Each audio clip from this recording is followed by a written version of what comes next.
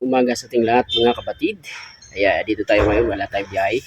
Meron tayo ngayong kukumpunihin mga kapatid. Ipapakita ko po sa inyo. Kapatid, yung ginagawa nyo, ito yung contact version 2. Yan, kung sa inyo kapatid, yan, nakikita nyo po ang kanyang panel. Medyo may namumutik dyan sa gitna. So yan po yung ating gagawin ngayong umaga. So yan, papakita ko sa inyo.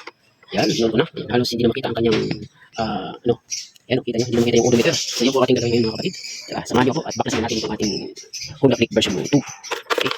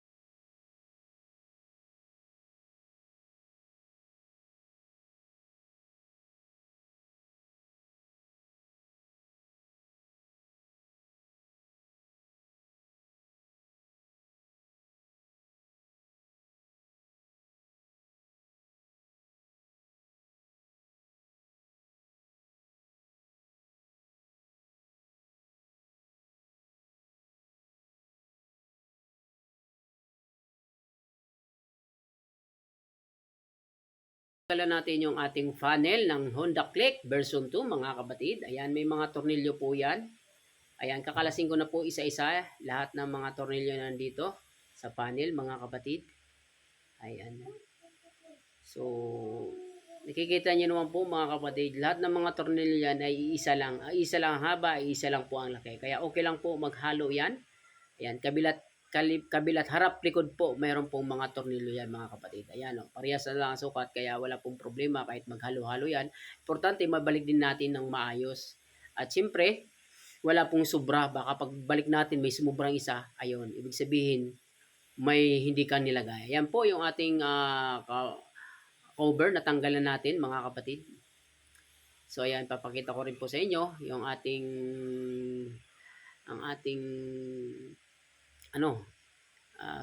keyboard. Ayan, so ayan po yung nakita, yung kulay puti, ayan po yung sunburn. So dandahanin po natin itong baklasin. Kailangan gumamit tayo ng PVC o ID o license. Ayan, ginamit ko po dyan yung aking loyalty card. Ayan, so expire na kasi yan. Ayan yung aking ginamit mga kapatid. So para hindi lang mabasag yung ating keyboard. Ayan, so mahirap pa din kasi pag nabasag yan, nako, malaking problema. So dapat ingatan talaga natin mga kapatid. Ayan. So natagalan din ako dyan dahil siyempre ingat na ingat ako. Baka mamaya isang glove lang. Antes nakagawa tayo, no? Problema tayo. So yan po mga kapatid. Ayan. So medyo natagalan po ako konti kasi medyo mahirap. Kahit paano nag-iingat tayo, baka meron tayo disgrasya dito. Isa lang disgrasya dyan, yari na lahat. So kailangan ingatan natin. So ayan, natanggal na natin mga kapatid. So kukunin na natin itong kanyang screen. Ayan, so madali lang mga kapatid, hindi ko na nga sinungkit, bigla na lang natanggal siya. So ayan, ito yung ating tatanggalin dito. Ayan, meron na po tayong nabili. Ayan, so dalawa siya, front and back po yan. So ang ginamit ko lang po ay yung back.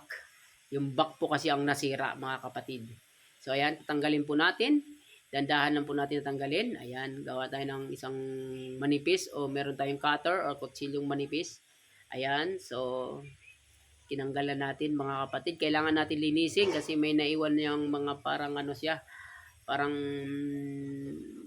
anong tawag dito. Basta may naiwan, kailangan natin linisin siya para maganda rin yung ating pagkasalpak at malinaw. So ayan, kailangan natin lagyan natin yan ng alcohol mga kapatid.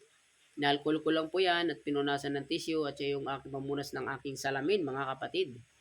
Ayan, so medyo malinis na po. Ayan, so okay naman.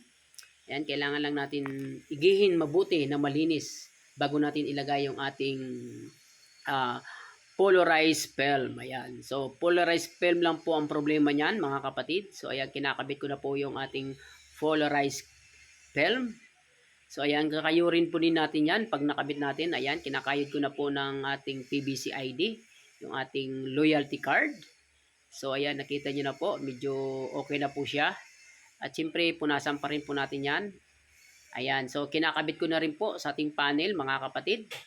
Ayan, so okay na, success na yung ating tignan natin mamaya kung gagana siya, mga kapatid. So ibabalik na natin yung ating mga tornilyo dyan. Ayan, so okay lang po.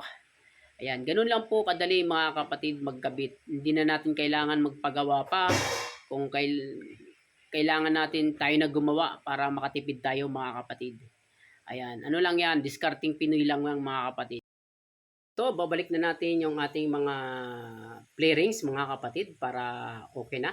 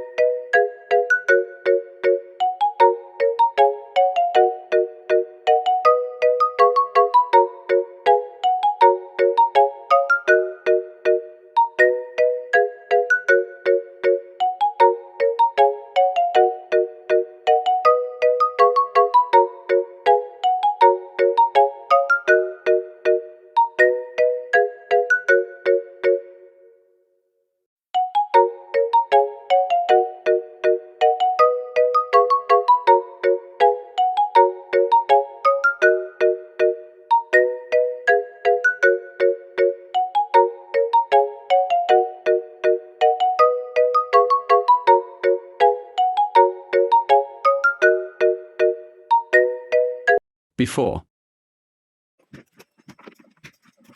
After.